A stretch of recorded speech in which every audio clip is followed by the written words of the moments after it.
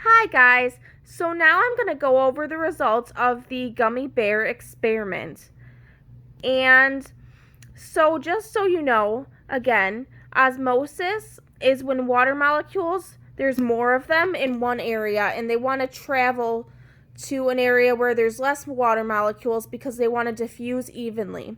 So in the case of the gummy bear in the H2O cup, there's more water molecules in the solution, which is the water, and they want to travel inside of the gummy bear.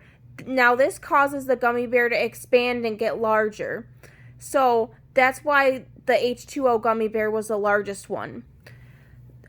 The sugar gummy bear and the salt gummy bear, for my experiment, they weren't as big as the gummy bear that was in H2O, but they were pretty close. And that was because my solutions were a little more dilute. They were more water than salt or sugar. But if you guys are going to do this experiment, what you might want to do instead is maybe do 2 or 3 tablespoons of salt and 2 or 3 tablespoons of sugar, so that way you'll see different results. If you add more sugar to your cup, what you'll notice is not as much water is going to travel in because there's sugar in the solution, so the water wants to stay there.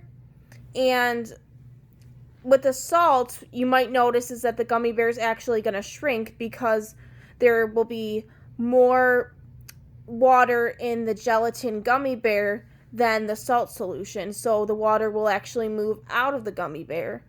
So I would definitely recommend adding more sugar and more salt to your cups. That was something that wasn't necessarily a mistake because I did follow the directions, but it's more of an experiment modification, and that's okay because in science you're going to realize sometimes you'll follow the experiment and it won't turn out, and then you just have to figure out why it isn't working. And that happens a lot in science, and that's okay because it's not a failure. We're learning from our mistakes. And finally, the last cup was the vinegar. And this was different because the gelatin is in the gummy bear and it's dissolved by the acid in the vinegar. So this gummy bear was the one that was falling apart, that didn't really look like a gummy bear. It was more like a blob. So that is the explanation for that gummy bear. So I hope you guys learned a lot in this experiment and that you had a fun time.